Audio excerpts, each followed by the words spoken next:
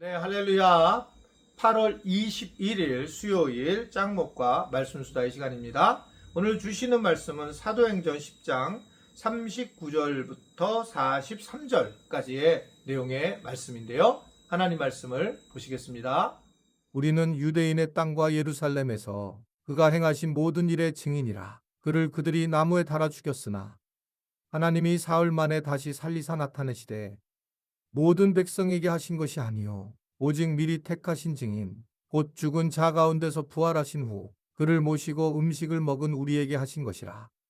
우리에게 명하사 백성에게 전도하되 하나님이 살아있는 자와 죽은 자의 재판장으로 정하신 자가 곧 이 사람인 것을 증언하게 하셨고 그에 대하여 모든 선지자도 증언하되 그를 믿는 사람들이 다 그의 이름을 힘입어 죄 사함을 받는다 하였느니라. 네, 지금 베드로와 고넬료의 이야기가 계속 진행이 되고, 특별히 지금은 이제 어제부터 베드로의 설교의 말씀이 이제 나오게 됩니다. 특별히 오늘 말씀이 이제 더 구체적인 베드로의 설교의 내용인데, 하나님을 몰랐던 이방인들에게 이제 전하는 메시지죠. 그러니까 이제 유대인들에게 전하는 메시지하고 달라요. 유대인들은 하나님을 알잖아요. 그런데 하나님이 곧 예수님이 하나님이다. 이게 이제 그 주된 메시지고, 그 예수님을 너희들이 못 박아 죽였다. 이게 이제 사도행 2장에서 베드로가 했던 설교 내용이죠. 그때 이제 유대인들이 형제들아 우리가 어찌할꼬 하면서 이제 회개의 영이 함께하는 장면을 우리가 보게 되었죠. 이제 여기는 이제 좀 다르게 이방인들이 함께하는 곳인데, 이방인들에 대해서는 어떻게 이 지금 베드로가 이야기를 하는가? 39절에 보면 우리는 유대인의 땅과 예루살렘에서 예수님이 행하신 모든 일의 증인이다 라고 하면서 다시 십자가와 부활에 대한 이야기를 말씀을 하고 있는 것을 볼 수가 있습니다. 베드로도 결국은 복음의 내용은 같아요. 십자가와 부활. 그러나 더 이들에게 얘기하는 표현은 뭐냐면 증인이라는 표현을 아주 분명하게 하고 있습니다. 증인이라는 것은 뭐를 이야기하고 있냐면 이게 법적인 그런 어떤 용어잖아요. 내가 증인이다 이 얘기가. 그러니까 내가 직접 체험하고 내가 확실히 증거할 수 있고 내게 무언가 뭔가 내가 가지고 있는 아주 분명한 이 만남이 있다. 체험한 경험이 있고 증거가 있다. 증거라는 단어가 생각이 안 나가지고. 요새 진짜 힘들어요. 이제 제가 특히 말씀 수다를 찍으려면 이제 설교 원고를 다 만들어서 하지 않죠. 다른 이제 뭐 주일날아 수요일은 이제 원고를 다 하고 준비를 해서 가지만 말씀 수다는 그냥 얘기를 하다 보니까 버벅될 때가 많을 때에 그냥 참 그래도 애를 쓰시는구나 이렇게 생각해 주세요. 제가 이게 뭐 이걸 다 써서 준비할 수가 없기 때문에 그러면 이제 머릿속에 오늘 이렇게 말씀을 나눠야 되겠다 묵상을 그러려고 이제 하면 언어가 잘 기억이 안 납니다.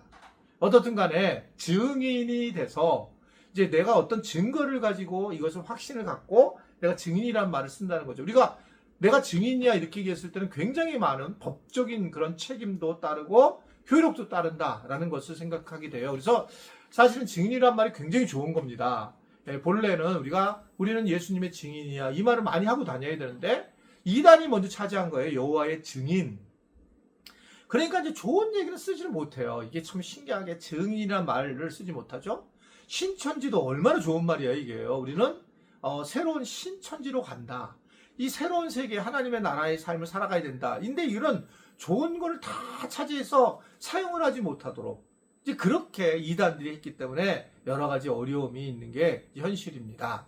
자, 여하튼 오늘 이제 이 말씀을 통해서 우리에게 전해주는 것은 우리가 이 증인이라고 하는 것을 이야기하면서 결국은 이 증인으로서 내가 증언을 하게 되고 또 하나님의 은혜를 드러내게 됐다라고 하는 것을 이 표현을 하고 있는데 아까 얘기한 것처럼 그 내용은 십자가와 부활에 대한 내용이 복음의 메시지예요. 예수 그리스도가 십자가에서 죽으시고 살아나셨다. 그런데 41절에 보면 모든 백성에게 하신 것은 아니요 오직 미리 택하신 중에 그런 분들에게 하신 것이다 라고 얘기를 하고 있어요. 우리가 세월이 지나면서 제가 이 택하심 이 단어가 너무 사실 와닿습니다. 이거를 거절하고 싶어도 이제 하나님 다 택하시면 미리 택하시면 이런 여러 가지 예정에 대한 얘기를 많이 할 수 있긴 한데, 그런데 적어도 성경은 예종론을 떠나서 하나님의 택하심에 대한 얘기입니다. 근데 우리는 대체적으로 하나님이 나를 택하셨다 이렇게 생각하면 나와 하나님과의 관계 속에서 나와 하나님의 어떤 신앙의 모습이고 이렇게 바라봐야 되는데, 택하심지 못한 사람들에 대한 우리 신경을 써요. 그건 하나님의 몫이에요.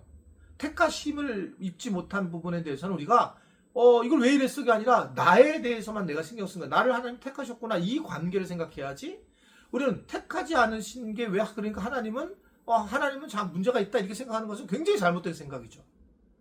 그러니까 이게 하나님은 천국도 만들고 왜 지옥도 만들었느냐. 이제 이걸 알려면 우리는 계속 뭔가를 다른 일에 신경을 써야 되지만 제일 중요한 우리가 천국에 가는 거예요. 아멘이세요? 그러니까 여기에 우리 초점을 두고 감사하고 은혜를 전해야 되는데, 항상 인간들은 이런 부분에서 삐딱하게 지옥은 왜 만들었는가. 근데 생각해보면 지옥 만든 이유는 아주 간단해요. 하나님이 선을 행하시려면 지옥이 있어야 돼요.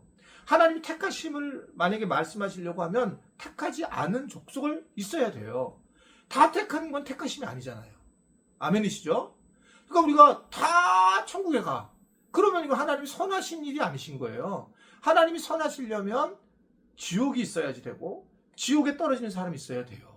그러니까 우리가 그것을 나하고 하나님 관계를 바라봐야지, 우리가 무슨 홍길동처럼 이거 저쪽 저 사람은 안 해주면 안 돼. 난 저 사람은 저렇게 안 해준 거에 대해서 나는 그럼 나도 안 믿어. 이런 어리석은 모습이 아니라는 거죠. 성경의 텍스트가 얘기하는 거는 우리한테 관계를 하면서 내게 얘기하기를 너를 미리 택하셔서 너를 그래서 복음을 만나겠다 이렇게 얘기하는 거예요.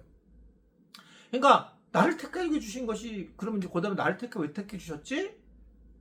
이게 은혜라는 거죠. 내가 뭐 한 게 없는데? 그러면 이게 왜 이렇게 하셨을까라고 할 때 너무 감사한 거죠. 그러면서 우리가 그러니까 그런 것 때문에 복음을 전하는 자로 세워져야 되고, 복음을 전하는데 복음을 만나는 사람들은 또 하나님의 택하심에 따라 복음을 만나는 거고, 또 못 만나는 분들은 이거는 우리가 할 수 있는 게 아니잖아요. 여러분, 우리가 복음을 전해놓고 반드시 교회를 데리고 올 수 있느냐? 그렇지 못하죠. 그러나 이건 하나님의 일하심에 대한 그런 모습이다라고 하는 것을 생각할 수가 있는 겁니다. 오늘 하여튼간 이 말씀을 잘 보시면서 우리가 증인으로서 우리가 택하신 자의 모습으로 이 땅에서 택함을 받았구나, 이러한 것들을 기억하면서 우리가 오늘 베드로의 설교 말씀을 잘 보고 은혜 받는, 그래서 하루를 살아가는 우리 지체들 되길 바랍니다. 기도하겠습니다. 하나님 아버지, 오늘도 우리가 말씀 안에서 좀 더 깊이 은혜를 경험하게 하신 것 감사하고, 우리가 하나님의 뜻을 우리는 이 땅에서 알 수 없지만 적어도 나에 대한 뜻은 알고 내가 주님 앞에 바로 서 나갈 수 있도록 주님 도와주시고 인도하여 주옵소서. 예수님의 이름으로 기도드리옵나이다. 아멘.